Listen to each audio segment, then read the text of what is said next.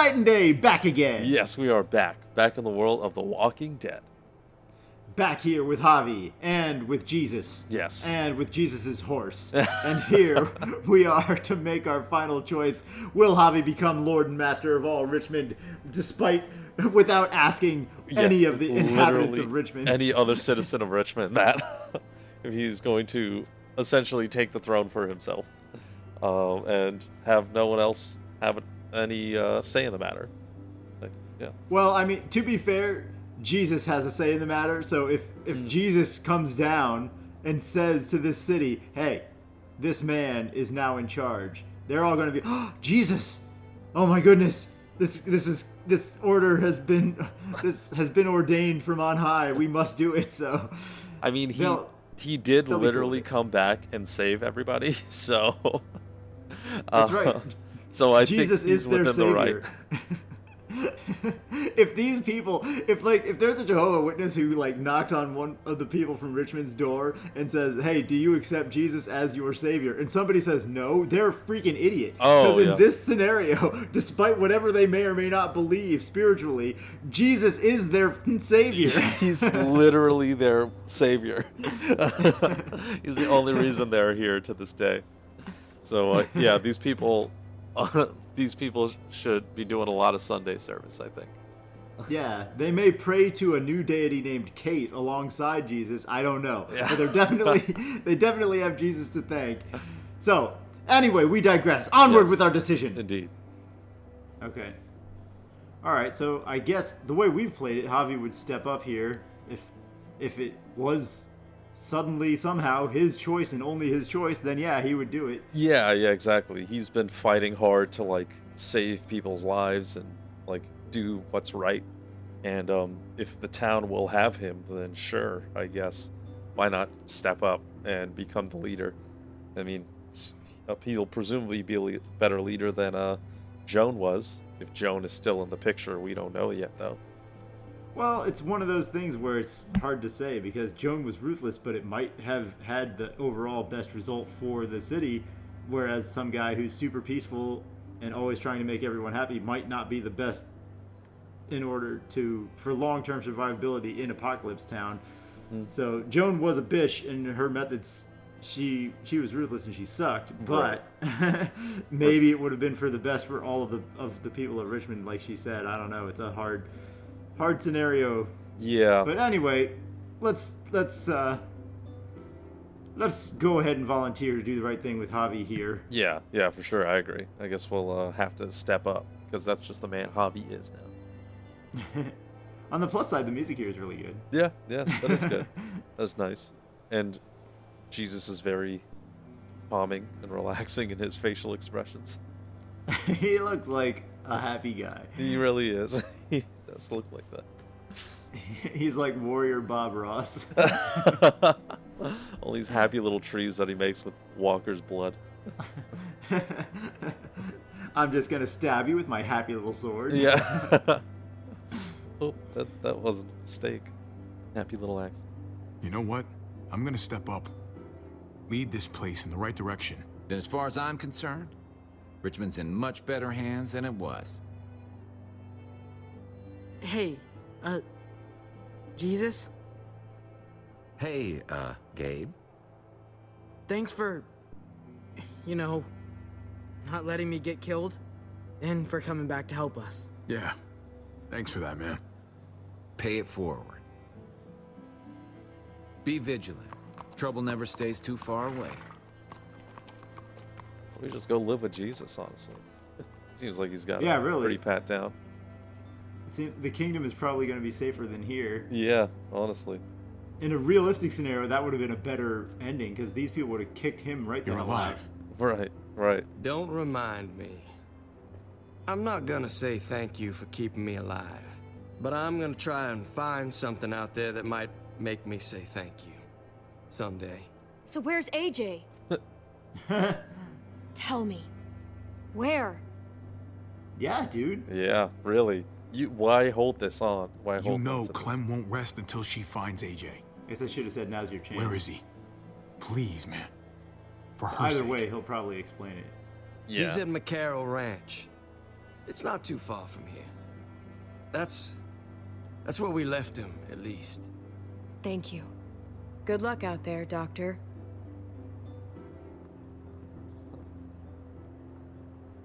So you're out of here too, huh? Yeah. It's time. I She have never to wanted to find be AJ here. Javi. Yeah, I've waited so long. yeah, she's done all Could this you do me one last favor before I leave? just to get AJ back at this point. Oh, back to the original Walking Dead music. One last favor. You want me to play hopscotch with you? Yeah. No, you want me to fix your hair. That was I not. used to do this for my niece. what I That's was nice gonna of you. guess. Huh. She thought I was terrible at it. Were you? None of your business. You'll find out soon. Yeah, exactly. I'm really gonna miss Gabe. I mean, he's super annoying sometimes, but I've gotten used to having him around. At least to have someone to talk to, even if he is a total dork. Dude's gonna crush her. Not that he said anything to me in particular, but you know the guy's got a Mondo crush on you, right? He does not. Oh my gosh, you have a crush on him too. I do not. Well, you both have my blessing. I'm gonna stab you with those scissors. I have to hat. see AJ Javi. The hat of I have to continuation. see that he's The okay. hat of continuity. Yeah, yeah. Kenny's hat. Do you think he remembers me? At least a little? Wait, how is that Kenny's hat? Isn't that the hat Maybe. Clem's had since the beginning? Is that her Who hat? could Well, that forget wasn't you, Clem? the hat. Yeah, the Kenny one had. with No the one D who on knew it. you. Oh, I yeah, yeah, guarantee. yeah. I thought that was Kenny's hat. But that's Yeah. not Kenny's hat. Maybe. Unfortunate. Yeah, yeah. One of our subs Everyone said told there was a us he place was where we better could have off. gotten Kenny's hat earlier, After but we everything didn't that's get happened, Oh, I'm starting okay. to think they're right. That's when we were fighting to I get don't all the know if I was a real good life mom or supplies that not. we would need. Oh, I to be on can't the stop run. thinking about it. I really wish I it. You could. probably weren't. Wow. Is that just Did to you be a love troll? It's like the With dialogue all of my options in heart. this game seem more of course like you were. You could They're- be like they're one-sided or the other. It's like you could be Yeah. a monster or you could be a good person. Gabe told me you Very used to little play nuance. baseball. I did. No, I mean it seems like they're outright loved it. trolling as opposed to realistic options told of me you like fucked it all up, confrontation too. or agreement like they were in the prior games. Like this is just like Yep. why would you Sure ever did. say that at this point Yeah. except to Well, just you like survived, on purpose to be a troll. had to. Right. but you Yeah. loved it. How do you survive that? How? If you really loved it, how? You get back out there and find something better. There may not be something better out there. That's true. You Glenn. won't know until Yeah. you step outside. And there's also death at every corner. All done. Well, how's it look?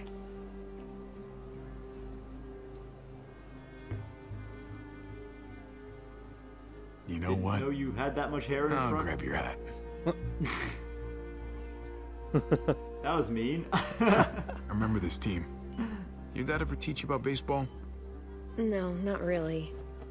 Well, you come back, and I'll tell you all about it. It's a deal. If I bring AJ back with me, will you teach him too? No. Really? What? Why would you How is not? this a choice? Of course we're gonna bring him. What are you talking about? Leave him be. Well, yeah, That's exactly. weird. Like, why would you bring him here? You know, I barely How is wanted that- you. Might as well a new kid. It's kind of like leave him be might be like just don't interfere with his life anymore because he's got a new life and you should live your life sort of thing. That sort of advice as Right. opposed to don't let him be in our city because he smells. But like, if she's gonna leave regardless, and I'm imagining that Javier wouldn't mind her coming back here. But Right. Yeah, we want her back. yeah, for sure. So I guess That's why I'm saying I don't think the question here is like yeah, you're not It's gonna not- allow him back in, but it's a matter of like him being on his own path, and letting him continue that path. yeah. Either way, he wants Clem to be here. Right, right. yeah, so it seems like he's just asking Clem here if you have the choice to advise Clem to no longer be part of AJ's life and to have her just stay here and let AJ live his own existence in his ranch, or, you know, advise her to go get him. Right. So it's essentially, yeah, do you want her to stay or do you want her to go? And No, it's, do you want her to... I mean, in the immediate, do you want her to stay, being like, leave him here and just stay with us, or do you want her to go get him and then eventually come back? There's no guarantee that she will come back, but Right. sure, We don't know yeah. if that ranch has been overrun or anything about that. right. We're just saying he's advising her to, like, leave AJ behind and forget the past, or to, you know, go and make AJ a part of your life again. Either way, he wants her back here, is what I'm getting from this. But I think, I mean, the way we've been playing it and us knowing just how much AJ means, I think even if you say leave him be, that's not gonna impact her at all. I think. Well, this is one of those key decisions, though. I mean, they're throwing it up on the screen, so I think it is going to impact her.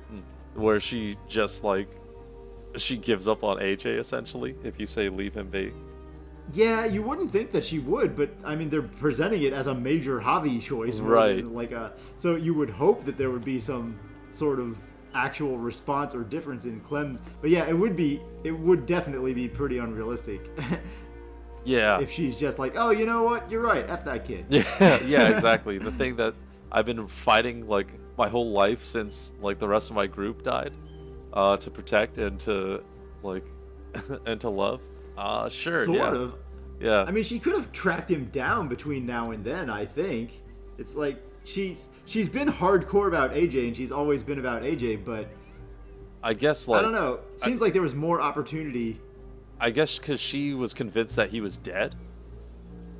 And then when David said he survived and whatever, then now she has this newfound hope. That's true. That's a good point. Yeah, that she can find. That's true. Again. So. Well, in any case, I don't think we would ever say, yeah, F that kid, so let's let her know to get him back. Yeah, exactly. So I guess bring that boy Get on back. that trail. Yeah, find him, make sure you take care of him, and then bring him here so we can all be one happy, weird family. Yeah, exactly. You bet. Oh, man. That's hilarious. Bring him back. Huh. She seemed like she was hesitant. Yeah, I mean, they have to make it so your choice matters, right? Yeah, guess so. Are there any choices in these games where they give you that major choice on the screen and it doesn't actually impact the characters? Hey, Clem. He kind of gave her a stylized haircut. The whole the off to the bangs. side, Yeah. like the undercut look. So. I would have figured if he would have just done normal if he was not confident they made him out to be. Right. He definitely seems like a salon worker here, a barber, stylist, whatever you want to call it. It's a very modern haircut for like Armageddon, essentially. Call him Hanar the Barbariar. There we go. Oh, what? We actually see the end screen? What? It's the first time. Welcome back, end screen. How we missed you. Oh, maybe this isn't the full end screen, but this is the end, yeah, so this is just the end, overall throughout the entire game. This is okay, what it's showing our choices. Yeah, it's this not is a showing synopsis the of the world's entire choices. thing, not just episode 5. Yeah, okay. So this is just the sum up. It's like Guardians of the Galaxy. It's our summary of how we interacted with every character. Yeah. But it's just us. It's not the world comparison, which is the thing that's breaking all the time. Right. Yeah, exactly. So pretty cool, heartfelt. We accepted David's hand after he punched you. Yeah, that was good. Yeah. Supported his plan to meet at his house. Good. Okay. I don't remember when we distanced ourselves from him. His time of need, we distance himself. Huh. Yeah, I'm not sure when that was exactly. Oh, maybe that was when he came back into the hotel room and he was like, I was doing what was right to save everyone. I was trying to protect them. Yeah. And you were like, you went too far, mother. Yeah, when he like broke that lady's arm Yeah, for when he no broke reason. that lady's yeah, arm. for sure. Yeah. Yeah. And then after he passed, Gabe shot him to prevent him from turning. Wow, that's heartfelt, I guess. Yeah, it's... Well, it seems like overall we were heartfelt. Yeah, for sure. Like, the third one definitely didn't seem like heartfelt. Right. Well, I'd say, yeah, I mean, definitely way more positive than negative with Dave. Yeah. So I could totally see, heartfelt being in this. Yeah, I wonder if there were any decisions we could have made that would have prevented that fight. You guys can let us know, but it seemed like the game was dead set on forcing that fight, even though we were so loyal and steadfast with David. Yeah, for sure. It seemed like I highly doubt that one time that we said like he went too far was enough to like trigger that all-out brawl. Like it just had to be kind of in the script that fight was going to happen regardless. But yeah, I wouldn't have thought so either, but now they put that here as one of these 4 key points, as opposed to like, oh, you stood up with him on the side of the building or whatnot. Right. Like, there were a lot of other points where we did take his side, but this was one of the 4 key points, so maybe you had to get all of these key ones perfect in order to avoid that fight. But maybe. But I think we still handled it pretty well, honestly. It just makes more sense. Like you can't be on his side 100% because there were a lot of time or a handful of times where he was just very blind to what was happening, and just like his soldier instinct kicked in, and he was just like going off the rails in a way. So you have to like play both, I guess, enough to protect him and the people around him. So, yeah. I'm not sure. I wonder what would happen if you side with him 100% of the time. Yeah. Yeah. Huh. Yeah. I don't know. That is interesting. All right. Kate was distant. Yeah, that makes sense. Yeah. You were relieved to see her alive. That's fine. Yeah. We rejected her plan to leave Richmond. Yeah, that was an either or right there. You either side with David or you side with Kate. And Kate had, if Kate actually had a plan, then we would have considered it. But she was just like, I want to leave. Yeah, exactly. She's just like, I don't like it here. We have to go. And I mean, in terms of like relatively safe civilization over on the road with tons of walkers everywhere, it's like you're gonna want to stay if you don't have a good plan to stay alive, like Kate. So yeah, we ended up sticking with David, I guess, on that front, and we definitely ended things once and for all when we rejected Kate in that scene. Which we were trying to do kind of throughout, never leading her on or anything like that. Right, yeah, exactly. It's like... After seeing the flashbacks that happened, in the middle of everything instead of at the beginning, with that style of storytelling that they chose, then it made more sense where you could have built up a potential Kate and Javi relationship. Yeah, for sure. They definitely planted seeds early, like way before the actual crap hits the fan with the whole zombie thing. But we didn't see that until we already were on a path of no thank you, Kate. So right, because with no context, it just seems like you're being a douche to your own brother. So which you think is dead at that point. Right. So yeah, it's like dishonoring your dead brother's kind of relationship. So, or dishonoring your dead brother's family because you're essentially the only thing taking care of his old family. So yeah. Huh. Kind of like this music too. Pretty good. So yeah, and then after you saved Richmond, she was nowhere to be found. Interesting. So there were a variety of endpoints that she could have gotten to, I guess. I wonder if they would have ended violently or in her death. Yeah, really. I guess after we saved, I guess if we had chosen to go with Kate, then we would have had, like, that would have been the other option of like us going with her to save Richmond, and then she makes it or she doesn't, kind of thing. Yeah, maybe the final bullet point there would have just been Javi and Kate lived in Richmond together, or maybe it would have been where she died anyway. Right, yeah, yeah. Like, nowhere to be found doesn't mean dead. Exactly, yeah. It's just like her body wasn't found, but that doesn't mean, she's not alive somewhere. She hasn't, like, ran out of the town and just...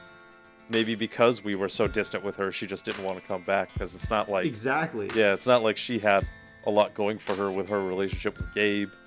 And, like, now that Javi essentially was like, no, thanks, I'm good, it's not like she has any major reason to stick around in Richmond.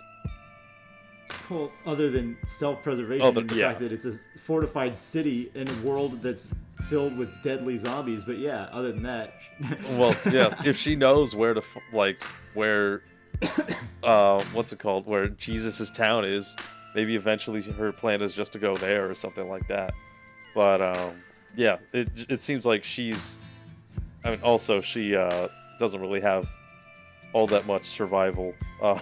Like, her plans all often involved, hey, we gotta get out of here, but didn't really throw in a whole lot of, like, and this is how we're gonna do that. It was just mainly like, hey, I want to leave, we gotta go, kind of thing. So that could have been just her making that decision for herself. Yeah, and to your point, she has been trying to leave as what she's wanted to do from the very beginning of the game. So it does make sense that after the Javi rejection, she'd just be willing to take off. Take off was her go-to. She just wanted Javi to take off with her. Like, I don't know about the kids. Let's get out of here. I don't know about my marriage. Let's get out of this. I don't know about this. I gotta go. Yeah, exactly. And, like, some people are like that in real life, so that's not super unrealistic. Yeah, and also, like, from her point of view, she didn't know that David was dead or dying. Like, David could have survived and come back, and everybody knows how she feels about David. So maybe instead of, like, finding out if he made it or didn't, she'd rather just get the heck out of Dodge and not have to worry about Javi or David ever again, kind of thing. Yeah. So, yeah, I'm very curious to see what the alternatives for her would have been. Like, end up with Javi, or end up dead, or turn into a zombie, or she and Javi run away together. Like, she's potentially, even if she lives, she doesn't want to stay in Richmond because staying is not her thing. So, like, there's a lot of potential outcomes that they could have been creative with her character type. Yeah, that's very true. So yeah, just seeing this one, it seems like they have quite a bit of wiggle room there to allow for her.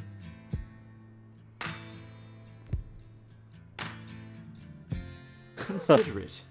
Experience with Gabe was considerate. We upset Gabe by not doing something dangerous. We told Gabe the truth about his neighborhood friend. That's nice. Okay. Those were very early on in the story. Yeah. After David drove away, you went after your nephew. Okay. And that was extremely late in the story. Anything in the middle didn't matter with Gabe. Yeah, it doesn't matter all that much. So, I mean, like, everything here is, I feel like, is good, except for the stay in the trailer thing that he wanted. But, like, or you could have just blatantly lied to his face about his friend passing away, but I don't see how that would, like, I guess that's not totally considerate of how we would feel. But at the same time, it's like, this is an apocalypse, so kind of have to know just how bad things are. Yeah, all of these decisions, at least the bullet point ones with Gabe, I think we nailed them. Like, we did the more responsible caregiver parent role with Gabe. Right, yeah, for sure. We didn't baby him, we didn't coddle him, we didn't try to overly protect him from the apocalypse to turn him into a Sarah from episode 2. That didn't work out. Yeah, yeah, exactly. Sarah and her father didn't have the best strategy on that, so yeah, we treated Gabe like an adult. Yeah, I mean, he was always fighting to, like, no, I'm a man now, so we're, like, trying to show him, like, kind of guide him through what that means in an apocalypse situation, and and make sure he's kind of, well, alive and also making the best decisions that he can, given what's in front of him. So yeah, I think we did a decent job with it. And in some cases, he did handle himself well, and in other cases, he kind of screwed up. So he was pretty realistically handled. He was trying to find his footing, but by no means was he, super confident or an expert at what he was doing. So he made a lot of mistakes, but he wasn't like Ben from Walking Dead Season 1, where mistakes were his entire existence. Yeah, where everything he chose basically, like, ended up killing someone at the end of it. Yeah. It not only was every decision he made bad, but it was bad and actually fatal sometimes to those around him. Yeah. Exactly. Yeah, exactly. And fatal to people that were good, that could have helped the group in good ways too. So I'm glad they didn't make Gabe a Ben, because Ben was like, I mean, there can be people like Ben. It's not necessarily, he was a little bit less realistic of a character. I mean, there are people like that where it's just falls on horrible luck, and part of it, part of it is themselves to blame, but they can really do no right. Oh, but Gabe, I thought, was a pretty realistically written character. Yeah, much more so than David, as far as how David ended up constantly like being forced to be at odds with Javi no matter what we chose. Yeah, exactly. It seems like whenever there was like a one-on-one moment, they could like really come together and be like this unit kind of thing of like really trying to fight for the same goal. And then as soon as like the next scene happens and someone else walks into the picture, it's just like boom, massive like destruction of everything that we fought for, and now you're on opposite ends of the spectrum again. So yeah, it like this was good because he's like trying to walk that line of becoming essentially like becoming a man in this world, and his two I guess role models in this world were David and Javi, and you saw that like shift happen, I guess, as David became more and more hostile, Gabe tried to become more and more like Javi. It just like he just doesn't really know how to handle that. He's like stumbling his way through, like you said, on really trying to figure out his path in life. So yeah, it makes sense. Like some kid trying to figure out what he wants to be like. He's not going to get it right every time, and then he's got to like learn from that. Yeah, just a shame that final decision with David where he tried to stop him. Smoking the bear, the angry bear who happens to be driving. Same mistake from Walking Dead Season 2. Don't F with an angry dude who's driving. If any of you are watching and you happen to be in a car later in your life, or right now and you're watching YouTube on your phone, I don't know, but if you're ever in a car with an angry dude driving, don't start a big fight with that dude, okay? Yeah. Wait until you've parked. Wait until that dude is calmer on another day. You don't have to have that talk right then and there. There isn't actually a zombie apocalypse. Their time is actually not running out every split second. Doesn't count to that degree most of the time. So, don't force that fight with somebody who's driving. Just don't do it. Yeah, if your life isn't in like immediate danger, then like I don't think there's any reason to essentially like put the person that's in charge of you living in a state of mind that's gonna that's not gonna go well. It's gonna put your life in anyone. Immediate danger. Yeah, exactly. That's going to forcibly put your life in immediate danger. Yeah, so, if you're not about to die, don't make yourself be in a situation where you're about to die. Exactly. Come yeah. on. Yeah. Exactly. Leave that bear alone. Yeah. Definitely. Oh. Oh, Trip and Eleanor. Yeah. You reassured Trip by promising you wouldn't cause trouble in Prescott. Then you caused trouble in Prescott. Then you went to the junkyard with Trip. Trip saved your life on the overpass. Despite you, Trip was a stand-up guy. Yeah, Trip, he flip-flopped a lot for sure, but more so than I would have imagined a normal human being flip-flopping. But he must have been a victim of that development hell. Yeah, development process. Yeah, I can only imagine so, because in the beginning he seemed like a really cool guy, and then like towards like after I think like the first episode or so that you meet him, like it just became this kind of like this kind of like weird amalgamation of different personalities where he would like just overreact in one way and then be totally cool like 4 sentences afterwards. So Right. it was just like it was very weird how he would just kind of flip-flop like that. But Yeah, episode 1 and 5, completely standard, like super dependable kind of guy. Yeah. And then the stuff in the middle was like, what? And even after, like, he had some reasons to be upset at us for sure. Not like I'm gonna beat the crap out of you right now reasons, but like ticked off at us reasons, I guess, for not choosing what he wanted. But in the very end, when we chose Ava over him, and then he comes upstairs and is like, hey man, I really like I hate you, but at the same time like I forgive you. And that was like the one time where I was expecting, hey, you're totally justified to just beat the crap out of us right now because like your life was in our hands and we chose somebody else. And yeah, and he had the maturity to say, well, honestly, man, I wanted to hate you, but I thought about it objectively, and if I had been put into that same position, I would have done the same. Yeah. So, like, most people aren't that mature where they can actually look at something like and be that objective about it. Yeah, for sure. Where you can take away literally all like personal emotions that like are there, and you can look at it from the other person's perspective. And he did that with like what is the hardest decision to make, like that we've had to face so far, and he was totally happy with that. So I mean, in the end, yeah, I love Trip. He was awesome. He was a great stand-up guy. But yeah, I just like wish they didn't do the whole back and forth thing. But I guess you always have to have that point of contention. And if it's just like you, Clem, Jesus, and Trip, I don't think they're gonna make Jesus do that, and Clem's definitely not gonna do that. So I guess they're gonna just have that fall on Trip, for whatever reason. Yeah, they should have had a different character. Or they should have made it a more realistic or more organic part of who Trip was, so that the change would have stuck with him, or it would have seemed more natural. So if they want to make Trip fulfill that role of being the character that you're in conflict with, then yeah, they need to make it more natural the way they write it in. So in this case, it just didn't work. Yeah. And it was probably another victim of the whole development problem where they lost a lot of what they had written due to the CEO leaving. Thank you again for informing us of the crazy story that this game's development went through, Pop-Tart Milkman. Thanks for the insider info, Pop-Tart Milkman.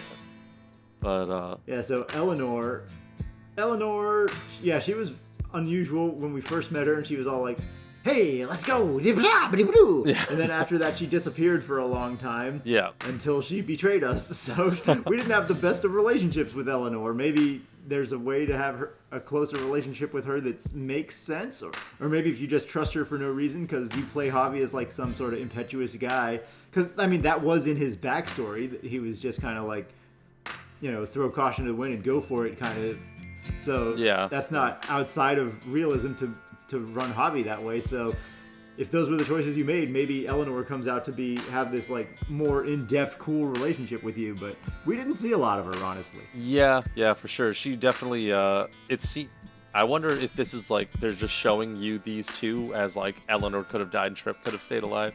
I don't know if that ever. Probably anybody with one of these Polaroids could have had a scratch over him. Yeah. Yeah, but yeah. I mean, we like you said didn't see a lot of her, so her story didn't really get shelled out in that way.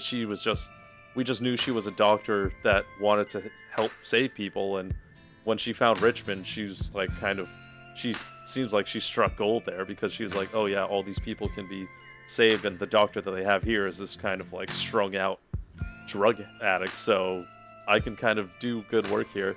And she just kind of stayed there. Her and Trip had it seems like more like an in-depth relationship building than us and Eleanor did. So I mean, yeah, we didn't get to see a whole lot of what that could have been.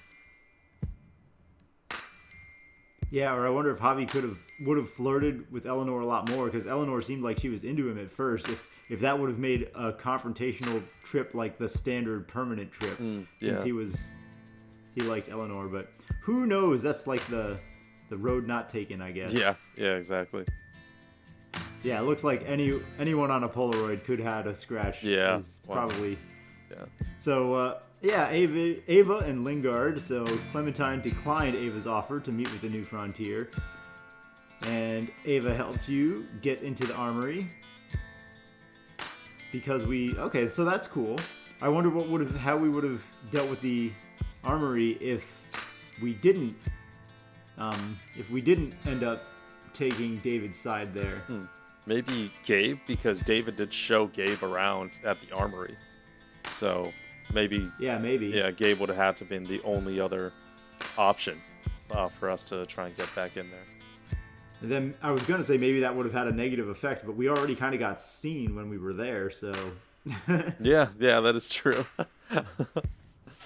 Oh. So maybe would have had the same result either way. But yeah, Ava surprised me because, I don't know, maybe it was like judging a book by its cover, but she seemed like hard to trust. She just seemed like she was potentially like too hardened, and she was potentially going to be siding with the New Frontier over us, but she ended up being like a real stand-up, like loyal person for David as opposed to a loyal person for the New Frontier in general. Right, yeah, because I guess David and her kind of like, David said she was the first person that he met out here, and that they've had each other's back since then. So I guess like that history, well precedes the New Frontier and whatever relationship he has with them. So hey, it definitely helped us out when it came time to it, and it was crazy because Joan, you picked Ava to live, but Joan shot her to teach you a lesson.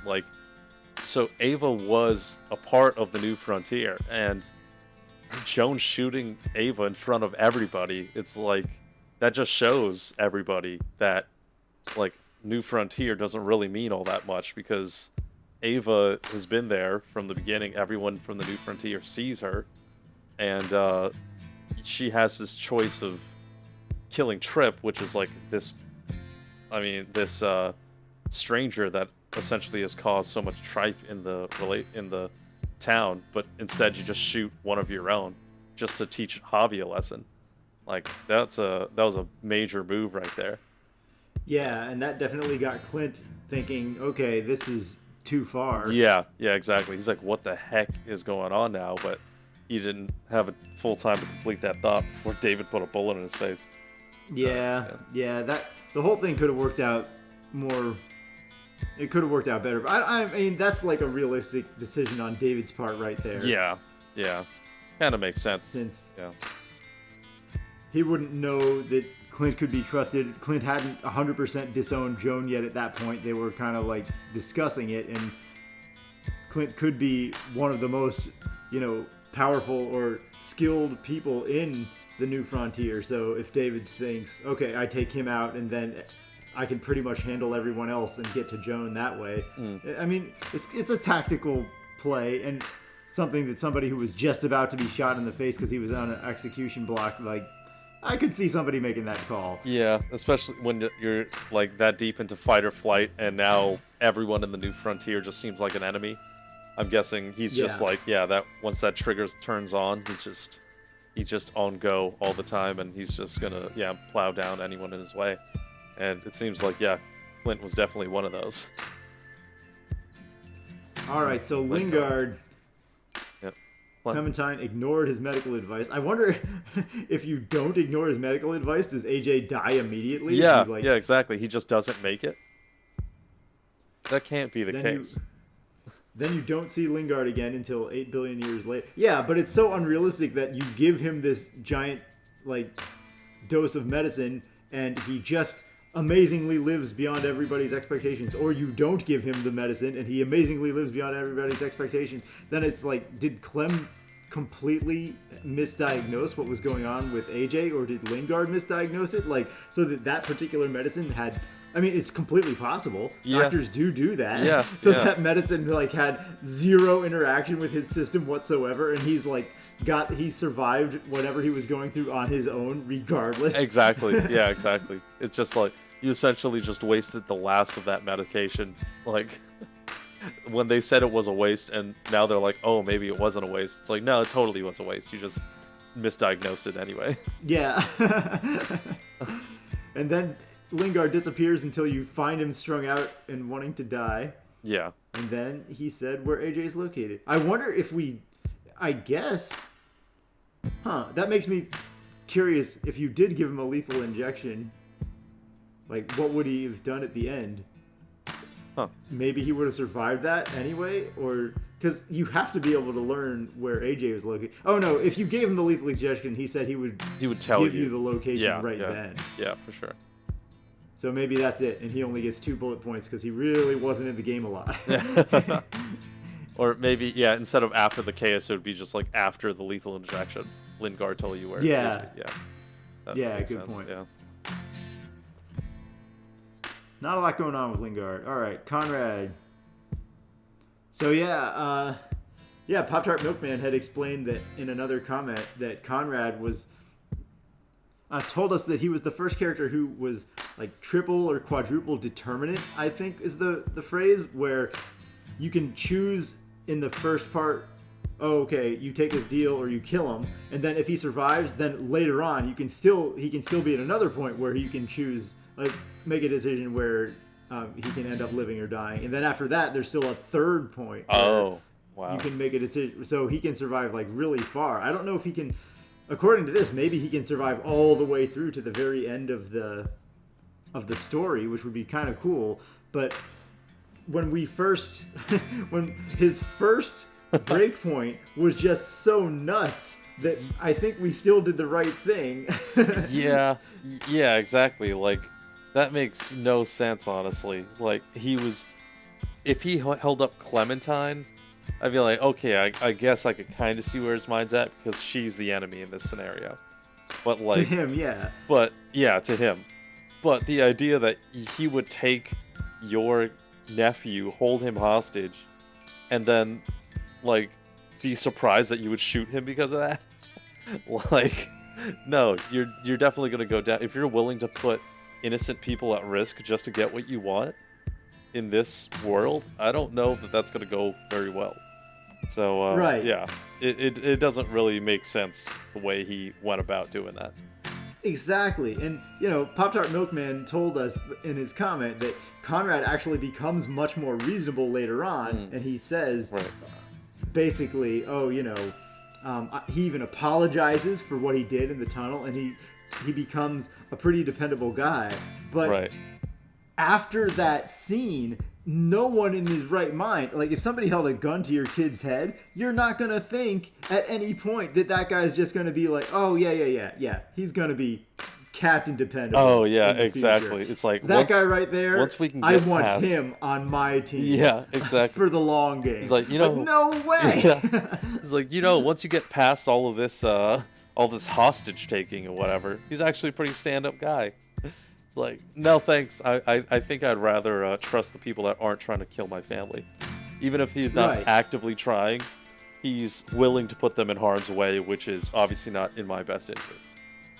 Yeah, and I mean, if he had a gun on Javi, and Javi tried to, Javi's choice was to kill him or talk him down, that's one thing. Yeah. But he put a gun on a kid. That's Yeah. dude. I'm sorry. Yeah, for That's sure. not no bueno. Sorry, Conrad, you gotta go.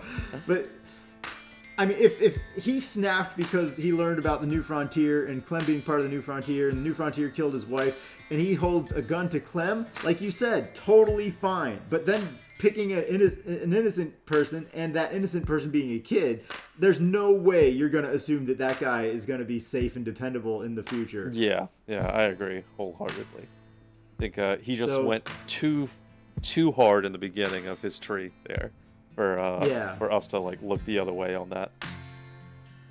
Yeah, it's too bad. It would have been cool to have another, dependable person on the team, but that's not who you go for reliability. Yeah, The dude who pulled a gun on your nephew. Sorry. Yeah, exactly. 100%. All right, so Jesus, even when you met Jesus, you didn't trust him. I still think that's the right call if you don't know him from the show. Yeah, exactly. I agree.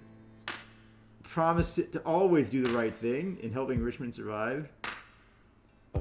So, and wow, so it skips right to the end. None of the other interactions with Jesus made any difference. Yeah, I mean the killing that guy seemed like it was a big impact on Jesus, but it seems like we kind of like wrote over all of that by basically helping Richmond.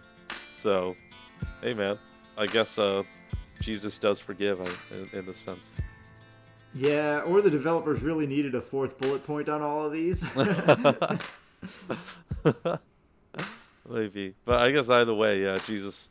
It seems like Jesus has to come back because and help us out towards the end. Yeah, I doubt you can have him killed. He's too big to fail because Yeah. he's part of the show. Yeah, he's yeah, just a for cameo. So, or not too big to fail. That's a completely different scenario or description. But he's too important To lose, yeah. to die in this game. Yeah, exactly. To not be an active part of the story in this. Although, gotta say, I respect the actor for whoever plays Jesus a little bit less if he doesn't voice his character. Come on. Unless there was some sort of, problem or whatnot for why he didn't do it. Right. Because every once in a while that happens. Like Robin Williams, he didn't voice the genie in Kingdom Hearts because of the problems where Disney kind of screwed him over on their contract on what they said they were going to advertise with him. Showing they promised him in his contract negotiations they weren't going to hardcore promote him for the movie Aladdin. They were going to keep him kind of lower key in the background and let the other people in the movie shine. But then when they actually did promote the movie, they put him on everything, front and center, prominent. Robin Williams, Genie, like that. So then he got pissed at them. That's why he didn't star in the sequel, and that's why he didn't voice it in Kingdom Hearts. Because Robin Williams famously liked video games. Like he named his freaking daughter Zelda. So. Wow. Oh, by the way, Zelda Williams voices a character in Korra. Avatar. No, really? No way. Yeah. That's awesome. Which character do you know? I don't remember. It might have been the final season Korra, the militant Kuvira? girl. Yeah. Okay. It might have been Kuvira. I'm not 100% sure. I don't remember which character she voiced 100%, but she did voice a character in Avatar, so I thought you'd appreciate that, being a humongous Avatar fan that you are. Oh, yes. Love Avatar and love knowing any tidbits of information about Avatar. So that is awesome. I didn't even know that. That's pretty cool. All right, so I guess we'll continue on here. I love that. Joan? Yeah, okay, cool. They did put a question mark on Joan. Okay, so that's good to know. So at least the developers, I wasn't sure if it was just something where they completely failed because they ran out of time. They didn't have time to write it incorrectly because I thought it was just such a weird gaping plot hole that she was completely unresolved. Yeah, exactly. I was curious. I was like, maybe they're saving her for the villain in the next games or some of the next games. But yeah, we had nothing to go off of after the whole fall of Richmond. Like, she got the heck out of there and didn't even come back, it seems. So I guess they just kind of want to leave that unsettled just to have potential for future iterations with Joan.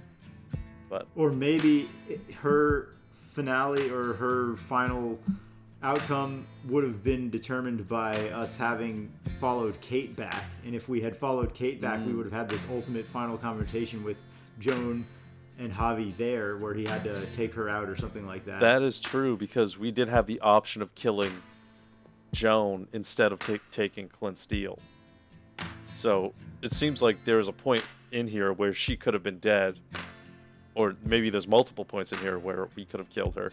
Or like you said, because we just happened to choose all the right things, she's now just kind of out to gallivant in this world. Yeah, I doubt it was intended that no matter what, she survives as an unknown. I doubt that's how it plays out. Yeah. It could be. That would be kind of cool. They save it for the final Walking Dead season 4, the final season, whatever they call it. And then in that, no matter what you do, then there's going to be Kenny and Joan and Krista are all going to come back and part of that game. Oh, yeah. I really doubt it. Like, that would be insane if they pulled that off, but yeah, I highly doubt that's the case. Pretty sure Kenny could definitely have died in season 2, even though he didn't for us. And I'm pretty sure Joan could have definitely died at some point here. But Krista, no idea what happened to her. If there were any changes, if any choices we ever could have made that we found out WTF happened to Krista. Yeah. Or maybe she's just going to show up in season 4 and that'll be cool. Yeah. If she is going to show up in season 4, nobody tell us because we don't want any spoilers. We're going to play that game too. Yeah, exactly. That's definitely on our list. So yeah, we definitely want to avoid any spoilers if we can, because man, I love kind of the inner like the interconnectedness of the worlds here, because you never know who you're going to come across later in the game. Yeah. Well, we know we're not going to come across Clint though. Yeah, he's definitely not, because he doesn't have a face anymore. David shot Clint on stage. Yeah. So Clint kicked us out for murdering Rufus. We could have potentially stayed if we had made all the right calls earlier. Who knows? Right. But then we would have been back regardless. And then we spared Joan's life, and that didn't work out too well for anybody except for Joan. Yeah, pretty much. Yeah, that was unfortunately, unfortunately, whether you take the deal or not, people are like, Richmond's gonna fall. So it would have been nice to know that, so we could have killed Joan pretty quickly early on. But you know, hindsight, all that. Yeah, and it sucks for Clint. I mean, he was a pretty reasonable stand-up guy. Yeah. He was not complicit with Joan's murder deaths or raids and all that stuff, so... Right, yeah, exactly. I'm really surprised Joan could keep that a secret from every higher-up in Richmond. But then again, that's not the first part of this game where we've said, you know, the setup, the premise, suspension of disbelief just doesn't really make that much sense. Yeah, for sure. You have to, a lot of things have to go right, like, if you want to keep that under wraps from the rest of the entire group. And and also, you're not... It seems like with the people that you have running that operation, it doesn't seem like they are the, I guess they're the most trustworthy nor the most brightest bulbs in the bulbs in the shed there. So so yeah, it's gonna be very hard to try and keep that away from everyone else. But. Yeah, Badger and Max were not, like you said, they were not the sharpest tools in the shed. So yeah. What the hell? It just seems completely unrealistic. Like, if she and Clint were keeping the secret from the lower townspeople, so that the base level people of Richmond who weren't in the army didn't know jack about what they were doing, totally fine, pretty realistic. Yeah. And it mirrors like the governor's setup from the show. Yeah, for sure. But for one of the higher-ups to keep it from all the other intelligent higher-ups, like Clint and David, while the moron grunts know everything about what's going on, seems pretty unrealistic, honestly. Yeah, I mean, the other higher-ups should at least be able to keep tabs on everything that's going on in their town, or at least know it's like, hey, I need this person to do this thing for me, and then Joan's gonna be like, no, he can't do that right now. And they're gonna be like, okay, what is he doing? And then to continue that kind of trend for however long they were doing that, eventually is just going to fall apart. So, yeah. As well as by the way, how come our supply room has 20 times more supplies than what we have on record? Yeah, exactly. Unless they were like, it seemed like David said that they were using this as like a holding thing, and that it didn't look like this for most of the time. So this maybe was a very recent development that started happening, which that could make a little bit more sense, but I don't know how they would acquire that just sheer mass of things in a very short amount of time.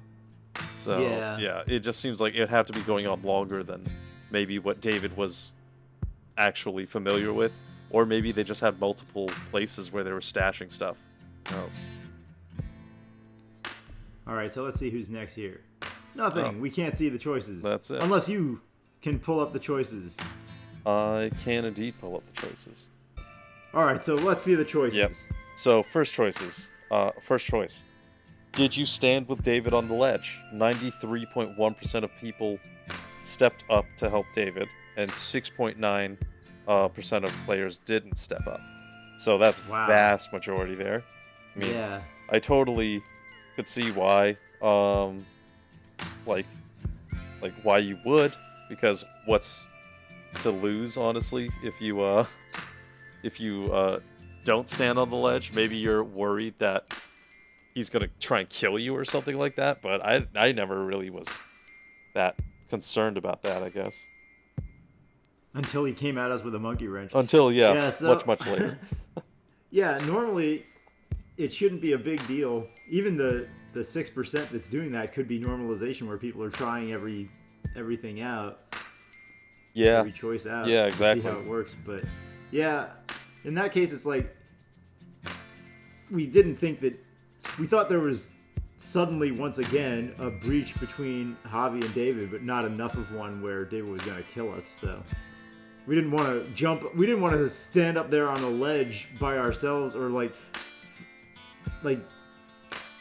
jump off with him if he was suicidal at that point. Oh, right, But- yeah. But just to stand up there with him when he was like, "Hey," we decided, yeah, no problem at all. We're going to show our brother loyalty, as we have continued to do so. Yeah, exactly. Why not go up there with him if it's going to help him feel any better than what he's feeling right now, which is a low, apparently, which he's been talking about before we even on the ledge. So yeah, Yeah. why not show him that, yeah, he's not in this alone, kind of thing. He just wanted to show us he saw everything as a strategist because of his army days. Love is a battlefield guy. Yeah. All right, so what was next? All right. What did you say to David about Kate? So 54.8% of players confessed their love for Kate. 28.9% of players came clean about their relationship with Kate. 15% of players denied having a relationship with Kate, but David didn't believe them. And 1.6% of players said nothing. Okay, so that's every choice on the dialogue wheel. Yeah, pretty much. So most people confessed their love for Kate, because I guess most people were, playing that route or that track. 28.9% of people, said that they had a relationship with Kate, whatever that entails. No love, just a relationship. Yeah, just relationship. And 15% of people, which is our route. But it seems like there is no way in which David will believe you if you deny it. So Exactly. Yeah. That answers our question. Yep. We wanted to know, but there's no way out of it because the writing and this season 3 New Frontier was not the best. yeah, it's unfortunate of just how many hard set tracks there were and just how forced they made you be on the path. But it seems like a lot of our choices didn't really mean all that much in hindsight when you frame it like this. So Yeah, and again, it sucks. It was a victim of the development Right. cycle, the 7 months or whatever they had left to try and push Piece. together a new final working product. So right. yeah, sacrifices had to be made, and they really wanted this to be one of the bigger moments of the game, the fight between David and Javi. It just sucks that if you make a fully loyal Javi or a mostly loyal Javi, that you still have to do it.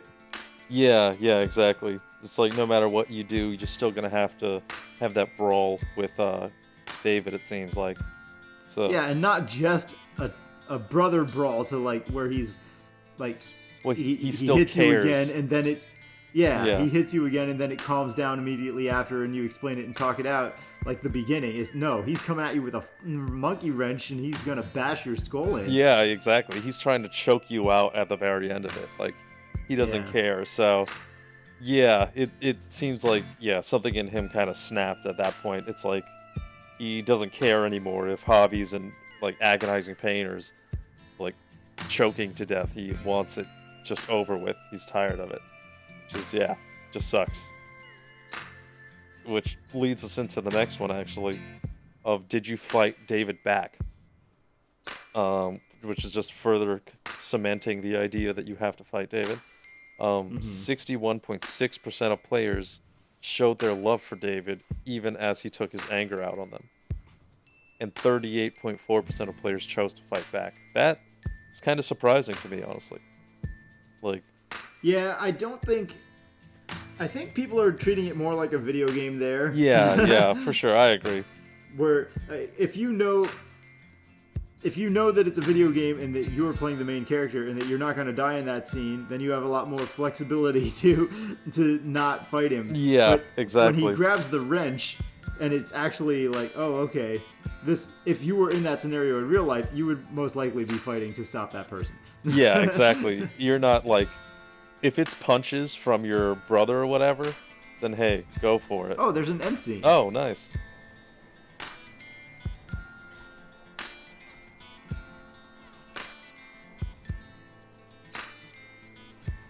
Okay. All right, badly animated Clem just takes out a couple of zombies there. Yeah. Just nice and easy. Oh, nice. Oh, wow.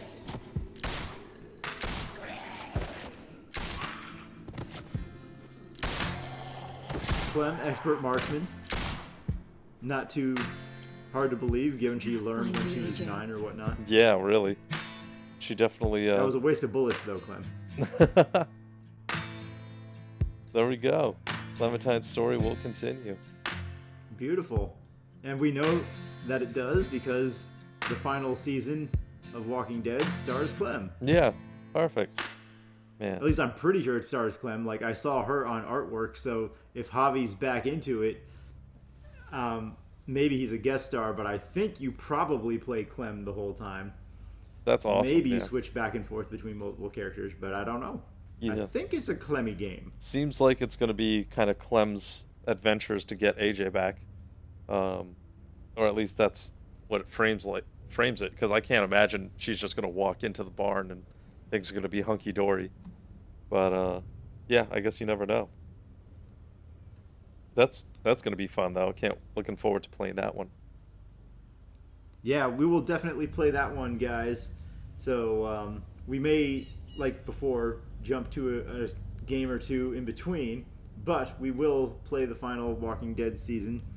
Yes, that's going to be awesome. Looking forward to that for sure. All right, I guess we'll continue on with the choices. Second to last choice, did you go after Gabe or with Kate? And 59.6% of players went with Kate and sealed the Richmond breach. And That makes sense. 40.4% of players chose to go after Gabe. I'm actually surprised that it's not higher for Kate, because most people took the romance route. Yeah, that is true. I mean, yeah, 54.8% of players confessed their love, and 59.6% of players went with Kate. So I guess some of the percentage of people that just came clean about the relationship ended up still choosing Kate. And then, yeah, 40.4% of players went after Gabe. So, yeah, that is oddly high. I thought, like you said, a lot of people are riding hard for the romantic kind of role between Kate and Javi. So I'd imagine it makes sense that you would want to go the Kate route if you're going the relationship thing. But I think maybe like it's similar to the Guardians of the Galaxy, where it's a victim of the description. Where if the description had been, because in the game it felt more like the choice was to go after Gabe and David versus go with Kate to help Richmond. Yeah. So if it was went after Gabe and David versus went after Kate, then I think the 40-60 makes a lot more sense. Yeah, I agree. If it, that does make a lot more sense. Because we're thinking, we can potentially save both of our, the remaining of our family, both David and Gabe here. Whereas going with Kate is literally just going with Kate to save or seal the breach kind of thing. So, if it was going to save, or not even going to save Gabe, but going to track Gabe or something like that, maybe we'd have been less inclined and had Clementine go and do that, because she's more than capable of doing that. But also Clementine is capable of doing most things that Javi is capable of doing, so... anything that doesn't involve that personal connection, she can pretty much do. Yeah, exactly. So, I mean, yeah, it kind of makes sense on that front.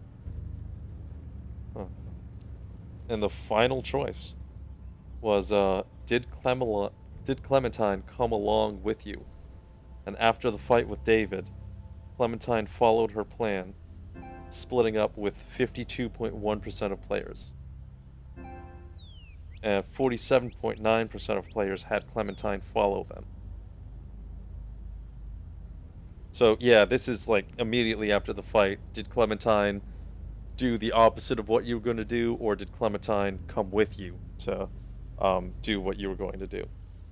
So, Yeah, so yeah. we sent Clem, I guess, I didn't remember having done this, but I guess we sent Clem to Richmond because that makes sense. Yeah, exactly. She said whatever you do, I'll do the opposite.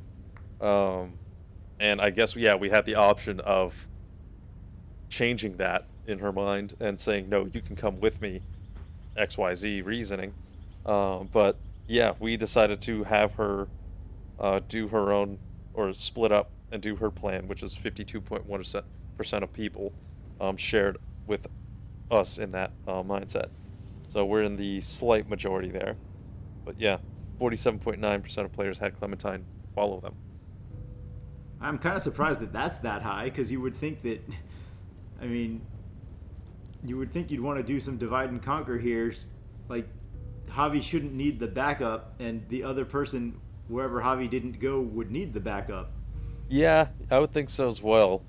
Like, obviously, like, Clem is the most capable other than Javi of doing things, so you'd say you'd want to, split up the powerhouses, so to speak, in the team and conquer more.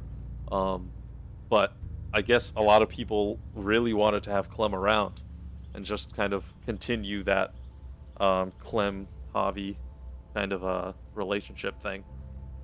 I mean, it's or more friendship. fun to have her with you, but... Right, yeah, exactly. So people might have been video gamey on that front. Yeah. And just been like, oh, I want to see what this is all about, kind of thing. Or it could also be one of those things that are subject to like normalization over time. But I don't know. It's like the 6% off of the 90 I could buy, 93 and 6, but I don't think you're going to see so much normalization that it went from like 80-20 to 50-50. That's too much. Yeah. So I don't know. It just seems like most people wanted to have Clem with you, which would be more fun, but it just seems like it would be a death sentence for wherever she didn't go, whoever was on the alternate route. Yeah, exactly. It seemed like if we chose Gabe and Clem went with us, then yeah, that's definitely Kate's dying, like, for sure. It's a very large probability that she's dying. And yeah, the same goes the opposite. So I don't know how that many people decided it's like, no, we're gonna be together regardless of what happens to the other people on the other side. Yeah, that's the first one of these choices where I didn't really agree with the majority, or not necessarily with the majority, but with a large percentage of what they did. So it's a little funky on that one there. So yeah, it looks like that's going to do it for Walking Dead: A New Frontier, which was in some ways kind of disappointing, because apparently that development process definitely hurt the storytelling. It was definitely a little bit weaker, definitely much weaker than Walking Dead Season 1, and I think weaker than Season 2 as well. What did you think? Yeah, I agree. This was definitely one of those instances where, like, we made a few decisions and it didn't really seem to impact as much of what was happening. And also just kind of the writing in general, like the conversational back and forth, and also like building relationships. It wasn't as intense and as gripping, I guess, as the other games. Still had a pretty good time playing it though. Really enjoyed seeing Clem back in the world, and even it was nice to introduce a few more characters into things. But I definitely enjoyed the first one a lot more, and the second one even, I agree, it was a bit better. So hopefully the next episode takes it on a more upward trend, and kind of rides the high that episode 1 and even 2 was a bit better at. So Yeah, the first game was phenomenal. Yeah, it was like I mean, it spawned the success of Telltale, basically. Right. Every game of this style that they made was riding on the coattails of that first game. But yeah, this game, like you said, the character interactions weren't quite as good, but part of that is possibly because the game was a lot shorter. Like our Walking Dead season 1, I think, was 30 episodes long, 30 parts, and this one's half of that. It's only going to be 15 or so. So right, yeah. the second one was 20, I think. So overall, I mean, there's less time put into it, you can tell. I think the next one, or the final season, is more well regarded than this one. You guys can, I mean, correct us if we're wrong, but don't give us any spoilers, please, because like we said, we do want to play that. Right. But yeah, I'm a little worried about that one too, because even though they had more time before it came out, like Telltale dissolved and was destroyed in the middle of of making that game. So I know they had somebody come in and kind of save the company, so they were able to complete that final game. But I hope it doesn't mean that the beleaguered development process is going to mean that the final product is kind of hurt like it did this one. Yeah, exactly. I do hope that one wasn't just plagued with tons of development debacles as well, because you can see, like, when they're left to their own devices and they can fully flesh out a story, that it turns out really well done, in terms of like Walking Dead season 1 and whatnot. So it would suck if this was more of a political thing than them just being bad at storytelling. So yeah, hopefully episode 4 can kind of bounce back a little bit more, and be a bit more positive in that regard. But yeah, if they can make it just as gripping, just as impactful, that would be fantastic. I'm sure, or at least I hope it's better than this, because this had its own its own level of hurdles to jump through, which made its way very evidently into the storyline. So yeah, looking forward to playing the 4th one for sure, though. This didn't leave a bad taste in my mouth for the whole of the Walking Dead series by any means. So yeah, it's not going to prevent us from playing the 4th one. It's still a really fun style of game. It's really cool to see all of the emotional highs and lows that people can go through, and The Walking Dead is a really fun universe to experience. So it is interesting that, well, I mean, the writing has... The first one was clearly above the rest in terms of the writing, and Sean Veneman has not really returned, so that could be a big part of it, where, you know, they didn't get the better writers back for the rest of the season. So maybe Sean Veneman returned for the last one, or whatever he did go on to do, maybe we should try and check out games where he was involved, because he was pretty damn good. yeah, for sure. He definitely seemed to know how to kind of like force you into feeling a lot of different emotions very quickly, and make you like really get impacted by what happens to the characters. There is some of that here with David's death being like pretty, I'd say, sad, but it wasn't like it wasn't anywhere like some of the deaths that we came across in the other Walking Dead series. So yeah, there's just like there was potential here, but it just really wasn't as shelled out as I would have liked to see, for sure. Yeah, you know, I think I would have liked this game a lot more if they had gone with a love interest angle, like almost the exact same, but they didn't have the affair involved, or like the betraying your own brother angle. Because I think it would be, you don't really see that, or at least you haven't seen that in the prior games, where you're trying to save your love interest, as opposed to trying to save just whoever happens to be in your group.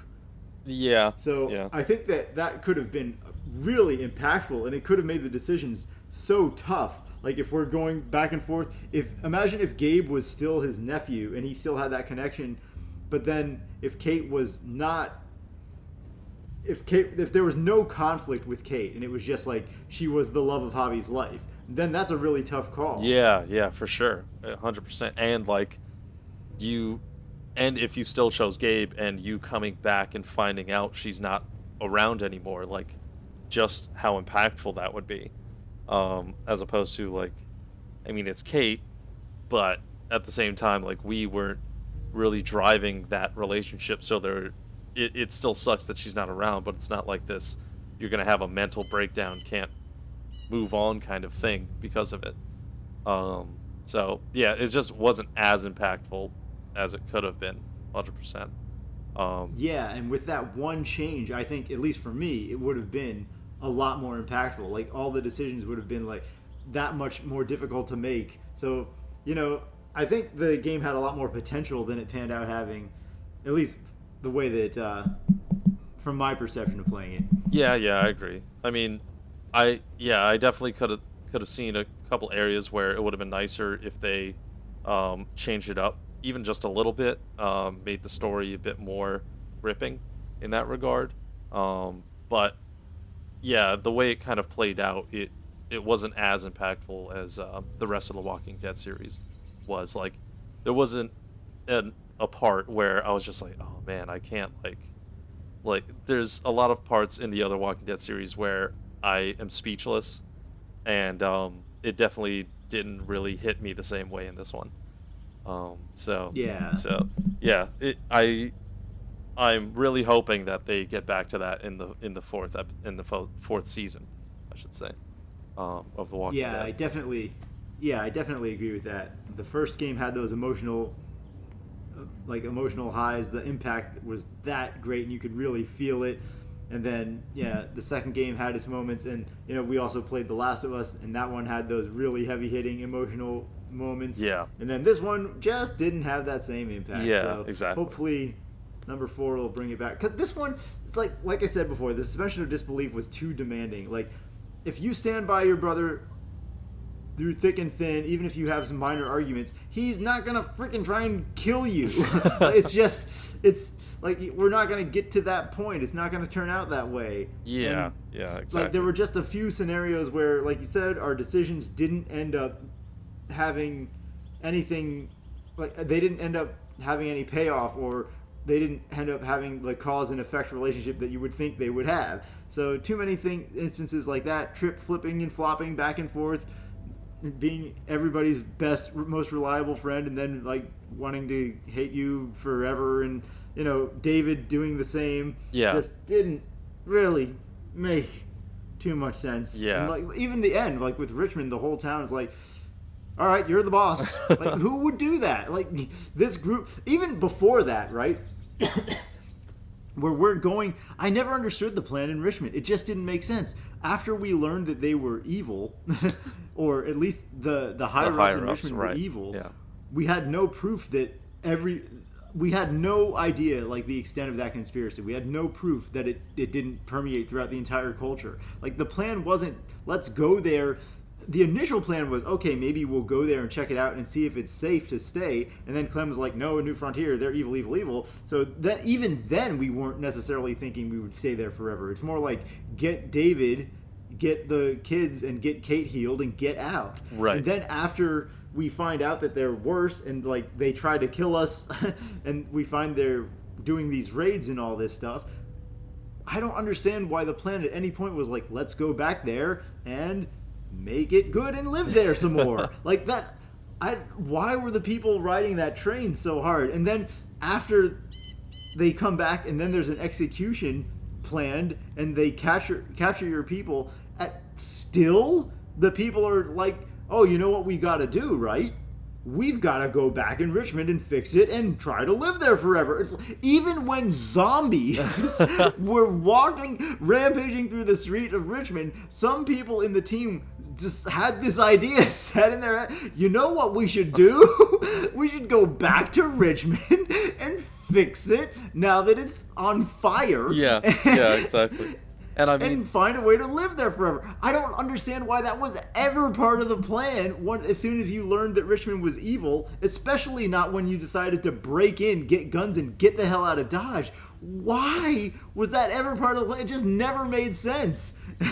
yeah, the idea, like, the only part of it that really, like, I guess I could kind of see was when Kate destroyed the barricade and was like, oh no, she's just rattled with guilt, like she has to fix it kind of thing. And I was like, all right, she wants to do the right thing after like seeing the destruction that she caused. And I was like, okay, I could see that. But like there has to be a better way of walking into a fully armed town with guns, and like David's obviously set for execution, but like the idea that you're just going to walk in and have this like small plan where everyone kind of gathers everyone and then leaves, and then you get captured, and then you think like, I don't, like, yeah, that they're going to take you back after that and it's everything's going to be hunky-dory and you're going to live there again. Yeah, it just doesn't make much sense to me. They were writing really hard for Richmond to be like this safe haven of an area when like you had to really work backwards to really try and force that to happen. So you had to like fight tooth and nail just to basically survive in Richmond, and then after all the crap that blows up in your face and you decide to stick it out again. Yeah, I mean, I would have seen maybe it was David's just like sheer blind, like he just couldn't get over the fact that they double crossed him and he like had to get back at them or something like that, or what. But yeah, there was just a lot involved here that didn't have to be here, and that alone just that takes it out of the story for me a bit. Yeah, yeah, exactly. That's the problem with it, because it's so unrealistic that it takes you out of the story. You have no immersion.